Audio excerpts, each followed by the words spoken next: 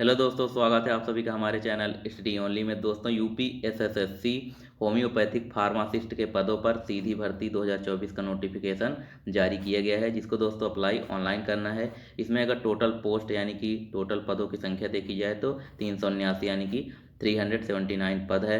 और दोस्तों, इसके बारे में बाकी क्राइटेरिया क्या रखा है, जैसे कि एज लिमिट क्या रखी गई है, इसमें आपकी क्वालिफिकेशन क्या होगी, और साथ ही दोस्तों इसका आवेदन कब से स्टार्ट होगा, इसकी लास्ट डेट कब रखी गई है, और आवेदन कैसे करना है, सारी जानकारी हम आपको इस वीडियो में प्रोवाइड कराएंगे। बस आप लोग हमारे साथ वीडियो के अंत तक बने रहिए। और हाँ दोस्तों, अगर हमारे चैनल पर नए हैं तो चैनल को सब्सक्राइब और वीडियो को लाइक जरूर कर लीजिए, ताकि ऐसे ही करंट एग्जाम के जो नोटिफिकेशन है सबसे पहले आप तक पहुँच जाए, जिससे कि आप समय पर फॉर्म उसका अप्लाई कर सकें। तो आइए दोस्तों, स्टार्ट करते हैं आज का वीडियो। उत्तर प्रदेश अधीनस्थ सेवा चयन आयोग लखनऊ, विज्ञापन संख्या 9, परीक्षा 2024, होम्योपैथिक भेषजिक मुख्य परीक्षा 2023 का, जो कि इसमें विज्ञापन के प्रकाशन की जो तिथि है वो 15/6/2024 को प्रकाशन किया गया है। उसके बाद दोस्तों ऑनलाइन आवेदन और शुल्क जमा करने की जो आरंभिक तिथि है यानी प्रारंभिक तिथि है वो है 20/6/2024 रखी गई है। और दोस्तों ऑनलाइन आवेदन शुल्क जमा आवेदन सबमिट करने की जो अंतिम तिथि रखी गई है, यानी कि ऑनलाइन फॉर्म की जमा करने की जो तिथि रखी गई है डेट, वो 19 जुलाई 2024 को रखी गई है। और साथ ही दोस्तों इसमें शुल्क जमायोजन समायोजन एवं आवेदन में संशोधन, कोई अगर आपसे त्रुटि वगैरह गलती हो जाती है तो उसका जो करेक्शन है वो उसकी डेट जो रखी गई 26/7/2024 तक रखी गई है। इस डेट पे आप इसका करेक्शन कर सकते हैं। फिर दोस्तों इसमें आगे क्या दिया है, तो विशेष कथन उपर्युक्त विज्ञापन के सापेक्ष आवेदन सबमिट करने व शुल्क जमा करने की अंतिम तिथि 19/7/2024 है। इस तिथि के बाद कोई आवेदन शुल्क स्वीकार नहीं किया जाएगा। अभ्यर्थी द्वारा अपने आवेदन पत्र का प्रिंट आउट तब तक नहीं निकाला जा सकेगा जब तक उसके द्वारा जमा शुल्क समायोजन बैंक द्वारा नहीं दिया जाता, यानी कि आप जब तक आप पेमेंट नहीं करेंगे और रिसिप्ट नहीं प्राप्त होगी तब तक आप इसका प्रिंट आउट नहीं ले सकते। उसके बाद दोस्तों, अतः अभ्यर्थी द्वारा बैंक से शुल्क जमा समायोजन 19/7/2024 तक अथवा उसके पश्चात विलंबत 7 दिवस के अंदर अर्थात 26/7/2024 तक अनिवार्य रूप से करा लिया जाए। इस अवधि में अभ्यर्थी द्वारा अपने आवेदन पत्र में अनुमन्य विवरण को संशोधित भी किया जा सकता है। फिर दोस्तों इसमें आगे क्या दिया गया है वो देख लेते हैं। तो इसकी जो मुख्य परीक्षा के बारे में क्या दिया गया है इसको देख लेते हैं। तो इसके लिए अभ्यर्थियों की शॉर्ट लिस्टिंग उनके प्रारंभिक अहर्ता परीक्षा 2023 में जो कि प्री हुआ था दोस्तों, उसके स्कोर कार्ड के आधार पर की जाएगी। अतः परीक्षा में प्रतिभाग हेतु केवल वही अभ्यर्थी ऑनलाइन आवेदन कर सकते हैं जो प्रारंभिक अहर्ता परीक्षा 2023 में, यानी कि दोस्तों पीटी जो 2023 का हुआ था उसमें जो लोग सम्मिलित हुए थे वही लोग इसमें फॉर्म अप्लाई कर सकते हैं। और दोस्तों इसमें उन्हें आयोग द्वारा स्कोर कार्ड, जो कि स्कोर कार्ड दिया जाता है, आपको पता है पीओटी का जो इसको पीईटी का स्कोर कार्ड दिया जाता है, उसके आधार पर संख्यात्मक स्कोर के साथ जारी किया गया है। प्रारंभिक अहर्ता 2023 में वास्तविक एब्सोल्यूट स्कोर अथवा नॉर्मलाइज्ड स्कोर में 0 या उससे कम नकारात्मक अंक प्राप्त करने वाले अभ्यर्थियों को मुख्य परीक्षा हेतु शॉर्ट लिस्टेड नहीं किया जाएगा, यानी कि जिन लोग का पीईटी में नंबर 0 या उससे कम नकारात्मक निगेटिव नंबर है उनको जो है वो इसमें शॉर्टलिस्ट नहीं किया जाएगा, वो लोग इस पेपर में बैठने के योग्य नहीं होंगे। उसका दोस्तों इसमें आगे है, परंतु यह कि जब तक आयोग स्तर से जांच के अधीन व औपबंधिक प्रोविजनल श्रेणियों के अभ्यर्थियों के प्रकरणों में अंतिम निर्णय नहीं लिया जाता, तब तक इन श्रेणियों के अभ्यर्थियों को भी आयोग द्वारा आयोजित की जाने वाली विभिन्न मुख्य परीक्षाओं आवेदन औपबंधिक रूप से अनुमति इस प्रतिबंध के साथ प्रदान की जाती है कि ऐसे अभ्यर्थियों की मुख्य परीक्षा हेतु शॉर्ट लिस्टिंग व चयन संबंधी अग्रतर कार्यवाही आयोग द्वारा की जा रही जांच के परिणाम निर्णय के अधीन होगी। फिर दोस्तों इसमें आगे क्या है, तो ऑनलाइन आवेदन कैसे करना है वो देख लेते हैं। इसके बारे में ऑनलाइन आवेदन करने के लिए आवश्यक सूचना, तो इस विज्ञापन के अंतर्गत आवेदन करने हैं तो ऑनलाइन आवेदन प्रणाली ऑनलाइन एप्लीकेशन सिस्टम लागू है। अन्य किसी भी माध्यम से प्रेषित आवेदन स्वीकार नहीं किए जाएंगे, यानी कि केवल और केवल ऑनलाइन एप्लीकेशन ही आप ऑनलाइन के माध्यम से ही एप्लीकेशन अप्लाई कर सकते हैं। इसके अलावा बाकी किसी भी तरीके से मान्य नहीं होगा। और इसकी जो वेबसाइट है दोस्तों, जिसका लिंक आपको वीडियो के डिस्क्रिप्शन में भी हम दे देंगे, वहाँ से आप इसका जो फॉर्म है वो अप्लाई कर सकते हैं। तो इसकी जो वेबसाइट है upssc.gov.in के माध्यम से ऑनलाइन आवेदन कर सकते हैं। और हाँ दोस्तों, अगर ये नोटिफिकेशन आपको पूरा पढ़ना है तो हमारा जो टेलीग्राम चैनल है जिसका लिंक आपको वीडियो के डिस्क्रिप्शन में मिल जाएगा, वहाँ से जाकर टेलीग्राम चैनल ज्वाइन करके आप ये पूरा जो नोटिफिकेशन है हिंदी और इंग्लिश दोनों लैंग्वेज में है तो आप डाउनलोड करके पढ़ सकते हैं। बाकी हम मेन चीज़ इसमें आपको बता देते हैं। तो उसके बाद दोस्तों इसमें आवेदन की प्रक्रिया क्या होगी वो देख लेते हैं। तो इसमें आवेदन की प्रक्रिया कैसे होगी, तो अभ्यर्थी आयोग की वेबसाइट upssc.gov.in के होम पेज पर लाइव एडवर्टाइजमेंट सेगमेंट के अंतर्गत संबंधित विज्ञापन पर क्लिक करेगा।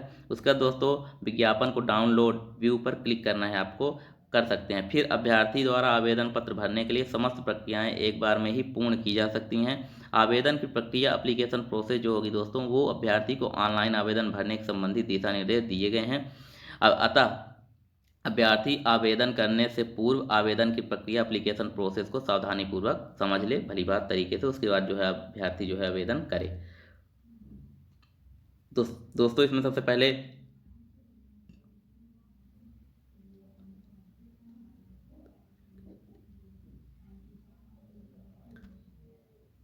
तो दोस्तों इसमें आगे है अभ्यर्थी की अपेक्षा फिर शैक्षिक आरक्षण आय में छूट वगैरह है, तो ये आप लोग देख लीजिएगा। मैं आगे आपको हम बता देते हैं आवेदन की प्रक्रिया संबंधी निर्देश। तो सबसे पहले है प्रारंभिक अर्हता परीक्षा के रजिस्ट्रेशन नंबर के साथ अभ्यर्थीकरण लॉगिन, यानी कि applicant authentication login through PT registration number. अभ्यर्थी को प्रारंभिक अर्हता परीक्षा 2023 प्रीलिमिनरी एलिजिबिलिटी टेस्ट पीटी 2023 के रजिस्ट्रेशन नंबर के प्रमाणीकरण हेतु 2 विकल्प उपलब्ध कराए गए हैं। तो सबसे पहला विकल्प है दोस्तों व्यक्तिगत विवरण के साथ, यानी कि अभ्यर्थी प्रारंभिक अर्हता परीक्षा 2023 का रजिस्ट्रेशन नंबर, जन्मतिथि, लिंग, उत्तर प्रदेश का निवासी होने संबंधित विवरण यानी कि डोमिसाइल व श्रेणी कैटेगरी संबंधी विवरण भरकर आवेदन हेतु लॉगिन कर सकता है। एक तो ऑप्शन आपके पास ये रहेगा। दूसरा ऑप्शन आपके पास दोस्तों ये है कि ओटीपी के माध्यम से, यानी कि ओटीपी के माध्यम से थ्रू ओटीपी अभ्यर्थी प्रारंभिक अर्हता परीक्षा 2023 के रजिस्ट्रेशन नंबर के सापेक्ष रजिस्टर्ड मोबाइल नंबर, ईमेल पर प्रेषित किए गए ओटीपी के माध्यम से लॉगिन कर सकते हैं। ठीक है दोस्तों, आप एक तो ऊपर सारी डिटेल भर के अपनी लॉगिन कर सकते हैं, या फिर आप ओटीपी के माध्यम से आप ये फॉर्म मतलब रजिस्ट्रेशन करके फॉर्म को लॉगिन करके आप ओपन कर सकते हैं। फिर दोस्तों इसके बारे में है आगे आवेदन एप्लीकेशन कैसे आपको ऑनलाइन आवेदन कैसे करना है। तो आवेदन लॉगिन करने के उपरांत इस भाग में अभ्यर्थी को प्रारंभिक परीक्षा 2023 में दर्ज की गई अपनी व्यक्तिगत सूचनाएं जैसे नाम, पिता का नाम, पति का नाम, माता का नाम, उत्तर प्रदेश का निवासी होने संबंधी विवरण, ईडब्ल्यूएस कैटेगरी जो भी हो आपकी, फिर दोस्तों जन्मतिथि, लिंग, वैवाहिक स्थिति, संपर्क हेतु मोबाइल नंबर, ईमेल आईडी विवरण स्वतः प्रदर्शित होंगे। जैसे ही आपका लॉगिन हो जाएगा फॉर्म, उसके बाद सारी डिटेल आपकी ऑटोमेटिक खुल के आ जाएगी सामने, और उसके बाद दोस्तों ये सारी जानकारी आपका फॉर्म में खुद ही फिल रहेगा। फिर दोस्तों इसके बाद इस भाग में अभ्यर्थी को विज्ञापन में प्रकाशित अनिवार्य अर्हता योग्यता जो है संबंधित विवरण भरना होगा, यानी कि इस बार जो इसमें दोस्तों आपकी जो अभ्यर्थी की विज्ञापन में प्रकाशित अनिवार्य योग्यता आपकी शैक्षिक योग्यता उसको इस बार डालना होगा, बाकी डिटेल तो डली रहेगी। फिर दोस्तों अभ्यर्थी द्वारा शैक्षिक योग्यता धारण करने संबंध में यस या नो का विकल्प चयन करना है। अगर आप मतलब योग्यता जो मांगा गया उस पर कंप्लीट रखते हैं तो यस करिए, अगर नहीं तो नो पे क्लिक करिए। फिर दोस्तों बोर्ड, संस्था, विद्यालय का नाम, उत्तीर्ण करने का वर्ष, सर्टिफिकेट, रोल नंबर, अर्हता संबंधी प्रमाण पत्र जारी करने की तिथि, प्राप्तांक संबंधी विवरण आदि अंकित किया जाना होगा इस बार दोस्तों। उसके बाद दोस्तों इसमें आगे क्या करना होगा, तो अभ्यर्थी को उपयुक्त सूचनाएं भरने के पश्चात रजिस्ट्रेशन पेज पर नीचे की ओर एंट्री वेरिफिकेशन कोड में दिखाए गए वेरिफिकेशन कोड की प्रविष्ट करने के पश्चात सबमिट बटन पर क्लिक करना होगा। फॉर्म सबमिट होते ही अभ्यर्थी का आवेदन पत्र प्रदर्शित होगा जिसमें 11 अंकों का रजिस्ट्रेशन नंबर सहित अन्य विवरण होगा। अभ्यर्थी इसकी एक प्रति मुद्रित कर अपने पास सुरक्षित रखे, जिससे आवश्यकता पड़ने पर प्रस्तुत करना होगा। तो ये आपको प्रिंट लेके रख लेना है, और जब आपका सिलेक्शन फाइनल हो जाएगा तो वहाँ आपको इसकी ज़रूरत पड़ेगी। तो उसके बाद दोस्तों इसमें आगे क्या है, तो इसके बारे में है फोटो और हस्ताक्षर, यानी फोटो सिग्नेचर देख लेते हैं। तो इस भाग में अभ्यर्थी द्वारा प्रारंभिक अर्हता परीक्षा 2023 में अपलोड की गई फोटो तथा हस्ताक्षर स्वतः प्रदर्शित होगी। अभ्यर्थी द्वारा इसमें कोई संशोधन अथवा परिवर्तन नहीं किया जा सकेगा। आपकी फोटो सिग्नेचर खुद दिख जाएगी, इसमें आपको कोई संशोधन करने की जरूरत भी नहीं है, ना ही संशोधन होगा। फिर दोस्तों अभ्यर्थी फोटो तथा हस्ताक्षर व्यू करने के उपरांत कंटिन्यू बटन पर क्लिक करते ही अगले पृष्ठ पर चले जाएंगे। फिर दोस्तों आपको फोटो पे क्लिक करना है, वहाँ व्यू कर देना है, उसका दोस्तों आगे कंटिन्यू का बटन आएगा, उस पर आपको क्लिक करके आगे चले जाना है। फिर दोस्तों आगे है अन्य विवरण। इस भाग में अभ्यर्थी को अधिमानी अर्हता यदि कोई हो तो के संबंध में यस और नो में एक विकल्प चुनना होगा। इस भाग में अभ्यर्थी द्वारा प्रारंभिक अर्हता परीक्षा 2023 में दर्ज किया गया स्थायी व पत्राचार का भी स्वतः प्रदर्शित होगा।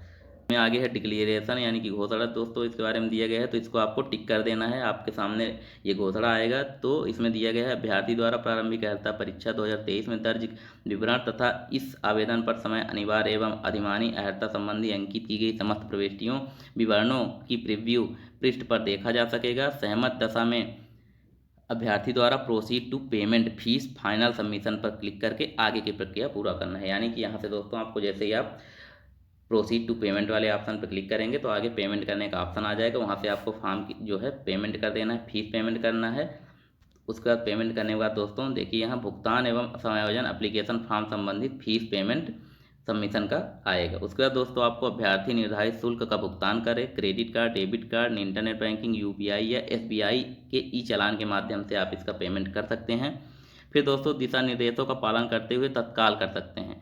अन्य माध्यम से निर्धारित शुल्क का भुगतान नहीं किया जा सकेगा, यानी कि अन्य किसी माध्यम से आप इसका जो है शुल्क भुगतान नहीं कर सकते। शुल्क का सफल भुगतान होते ही पेमेंट एक्नॉलेजमेंट रिसिप्ट PAR प्रदर्शित होगी, जिसमें पेमेंट का विवरण अंकित होगा। इसी पृष्ठ पर नीचे की ओर दाहिनी तरफ दोस्तों proceed for final submission button प्रदर्शित होगा। अभ्यर्थी को अनिवार्य रूप से proceed for final submission button पर क्लिक करते हुए अपने आवेदन को अंतिम रूप से सबमिट करना होगा। अभ्यर्थी proceed for final submission button पर क्लिक करने के उपरांत ही आवेदनों का प्रिंट आउट ले सकेंगे। यानी जैसे ही आपको स्टार्टिंग में बताया गया है कि फाइनल सबमिशन के लिए आपको पेमेंट करने के बाद ही फाइनल जो है प्रिंट आपको मिलेगा। तो ये फिर जैसे ही आप फाइनल सबमिशन करेंगे पेमेंट करने के बाद तो आप इसका प्रिंट ले सकते हैं। उसका दोस्तों इसमें आगे क्या दिया गया है वो देख लेते हैं। तो यदि अभ्यर्थी द्वारा credit card, debit card, internet banking, UPI द्वारा निर्धारित शुल्क का सफल भुगतान किया जा चुका है, परंतु शुल्क का समायोजन न हो पाने के कारण अभ्यर्थी अपने आवेदन का प्रिंट आउट नहीं ले पा रहे हैं, तो अभ्यर्थी संबंधित विज्ञापन के सापेक्ष प्राप्त रजिस्ट्रेशन नंबर का प्रयोग करते हुए आयोग की website home page applicant segment के अंतर्गत दिए गए विकल्प update your transaction ID double verification पर जाकर लॉगिन करेंगे। वेरीफाई ट्रांजैक्शन आईडी बटन पर क्लिक करेंगे और वेरीफाई ट्रांजैक्शन आईडी बटन को क्लिक करने के उपरांत पेमेंट एक्नॉलेजमेंट रिसिप्ट PAR प्रदर्शित होगी, जिसमें पेमेंट का विवरण अंकित होगा। इसी पृष्ठ पर नीचे की ओर दाहिनी तरफ proceed for final submission button प्रदर्शित होगा। अभ्यर्थी को अनिवार्य रूप से proceed for final submission button click करते हुए अपने आवेदन को अंतिम रूप से सबमिट करना होगा। अभ्यर्थी proceed for final submission button को क्लिक करने के उपरांत ही आवेदन प्रिंट आउट ले सकेगा। फिर दोस्तों आपको एक बार ये प्रोसेस फिर से करनी है यहाँ जाके, और फिर आप इसमें फाइनल जो है प्रिंट आउट आपको मिल जाएगा। उसके बाद दोस्तों इसमें आगे है ई चालान के माध्यम से कैसे भुगतान करना है, तो इसके बारे में दोस्तों ये आप लोग देख लीजिएगा। अब हम आपको बता देते हैं इसमें आवेदन शुल्क कैसे क्या रहेगी। तो शुल्क के बारे में जानकारी ले लेते हैं, यानी कि आवेदन की फ़ीस क्या रहेगी, एप्लीकेशन फीस। तो आवेदन शुल्क अभ्यर्थियों से आवेदन के स्तर पर ऑनलाइन आवेदन है तो मात्र ऑनलाइन प्रक्रिया शुल्क ही लिया जाएगा, जिसका श्रेणीवार विवरण नीचे दिए गए हैं। तो देख लेते हैं इसमें दोस्तों। सबसे पहले सामान्य यानी जनरल वालों के लिए तो आवेदन शुल्क ऑनलाइन शुल्क जो है 25 रुपये लिया जाएगा। फिर दोस्तों अन्य पिछड़ा वर्ग OBC कैंडिडेट के लिए भी 25 रुपये और अनुसूचित जाति अनुसूचित जनजाति दोनों के लिए भी 25 रुपये ही शुल्क रखा गया है। और साथ ही दोस्तों स्वतंत्रता संग्राम सेनानी, आश्रित, भूतपूर्व सैनिक, महिला, दिव्यांगजन, उत्कृष्ट खिलाड़ी, अभ्यर्थियों क्रमांक 1 से 4 तक उल्लेखित उनकी मूल श्रेणी के अनुसार शुल्क देय होगा। उसका दोस्तों इसमें आगे क्या दिया गया, मुख्य परीक्षा हेतु शुल्क का ये भुगतान किया जाएगा। फिर दोस्तों फॉर्म का प्रिंट आउट ले लेना है आपको। के बाद दोस्तों इसमें आगे आवेदन में संशोधन, तो आवेदन का संशोधन देख लेते हैं। तो इसमें दोस्तों अभ्यर्थी द्वारा अपने आवेदन पत्र में निम्नलिखित संशोधित किया जा सकता है। अतिरिक्त अभ्यर्थी को आवेदन में किसी भी अन्य विवरण संशोधित की अनुमति नहीं दी जाएगी। तो आपको अगर संशोधन कुछ करना है दोस्तों तो आप यहाँ संशोधन में ये चीज़ें कर सकते हैं, बाकी चीज़ें नहीं संशोधन कर सकते। जैसे कि नाम में वर्तनी की गलती हो गई, नाम में आपके अक्षर की गलती हो गई हो तो वो चेंज कर सकते हैं। पिता या पति के नाम में कुछ गलती हो गई तो उसको चेंज कर सकते हैं। पत्राचार यानी पता आपका अगर रॉन्ग हो गया, गलत हो गया तो उसको आप चेंज कर सकते हैं। व्यक्तिगत विवरण जैसे EWS एवं क्षैतिज आरक्षण श्रेणी, PH उत्कृष्ट खिलाड़ी आदि, तो इसको भी आप मतलब चेंज कर सकते हैं। फिर दोस्तों जात कैटेगरी आपकी अगर चेंज हो गई तो उसको चेंज कर सकते हैं। लिंग जेंडर अगर कुछ गलत हो गया तो उसको चेंज कर सकते हैं। आवेदन में अनिवार्य अधिमानी अर्हता संबंधी दर्ज किया गया विवरण भी अगर कुछ आपसे गलती हो जाती तो उसको भी आप यहाँ चेंज कर सकते हैं। फिर दोस्तों इसमें आगे क्या देगा, पदों का विवरण देख लेते हैं। इसमें पदों के विवरण यानी कि पद कितना क्या रखा गया है, कैटेगरी वाइज वगैरह, तो इसमें देख लेते हैं दोस्तों कुल विज्ञापित पदों की संख्या व उनके सापेक्ष लंबवत आरक्षण विवरण। तो इसमें सबसे दोस्तों विभाग का नाम, फिर पद का नाम, फिर वेतन, बैंड, ग्रेड पे और अनारक्षित जनरल कैटेगरी, ST यानी कि अनुसूचित जाति ST कैटेगरी, फिर अनुसूचित जनजाति SC कैटेगरी, फिर अन्य पिछड़ा वर्ग, उसके बाद दोस्तों आर्थिक रूप से कमजोर यानी EWS, फिर कुल पद, और फिर स्थायी अस्थायी। तो इसमें दोस्तों इसमें जो विभाग का नाम है तो होम्योपैथिक निदेशालय उत्तर प्रदेश, फिर उसके बाद पद का नाम होम्योपैथिक वैश्विक, इसमें जो पद का नाम है दोस्तों होम्योपैथिक भेषजिक जो है पद का नाम है। फिर दोस्तों लेवल कौन सा है, आपकी पोस्ट कौन सी रहेगी, तो इसमें वेतनमान जो है लेवल 5 है, वेतनमान जो है आपका रहेगा 29,200 से लेके अधिकतम 92,300 रुपये तक आपका वेतन रहेगा। उसके बाद दोस्तों जनरल वालों के लिए इसमें टोटल पदों की संख्या 161 रखी गई है, और वहीं अनुसूचित जाति यानी कि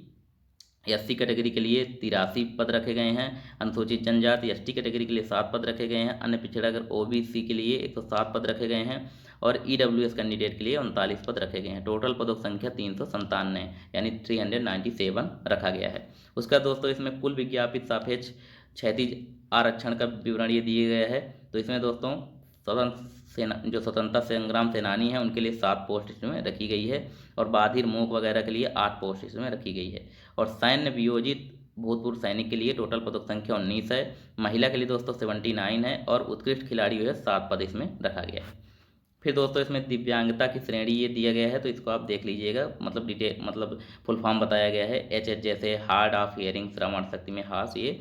फिर आरक्षण संबंधी प्रावधान दिया गया यहाँ, तो इसमें बताया गया दोस्तों आरक्षण संबंधी प्रावधान में कि किस कैटेगरी को कितना आरक्षण दिया जाएगा, OBC एज में, बाकी सब में। तो जैसे OBC कैंडिडेट हैं तो उनको 3 साल की एज में अधिकतम छूट दी जाएगी, ST SC कैंडिडेट के लिए 5 साल की अधिकतम छूट दी जाएगी, EWS कैंडिडेट के लिए क्या कितना आरक्षण, तो ये सारी जानकारी से यहाँ पास दी गई है। उसके बाद दोस्तों इसमें आगे क्या है वो देख लेते हैं। तो योग्यता आपको क्या होनी चाहिए, इंपॉर्टेंट है, तो आपकी योग्यता क्या होनी चाहिए फॉर्म के लिए, तो अहर्ता जो कि अनिवार्य है। तो उत्तर प्रदेश होम्योपैथिक भेषजिक सेवा नियमावली 1991 संशोधित प्रथम संशोधन 2015 के भाग नियम 8 के अनुसार होम्योपैथिक भेषजिक के पद सीधी भर्ती के लिए अभ्यर्थी निम्नलिखित अहर्ताएं होनी आवश्यक है। सबसे पहले है माध्यमिक शिक्षा परिषद उत्तर प्रदेश की इंटरमीडिएट की परीक्षा विज्ञान के साथ गणित व जीव विज्ञान समूह हो, यानी आपका जो 12th हो 11 12th जो 12th है तो आपका मैथ और साइंस सब्जेक्ट से होना चाहिए, तभी आप इसका फॉर्म अप्लाई कर सकते हैं। और साथ ही सरकार द्वारा मान्यता प्राप्त उसके समकक्ष कोई परीक्षा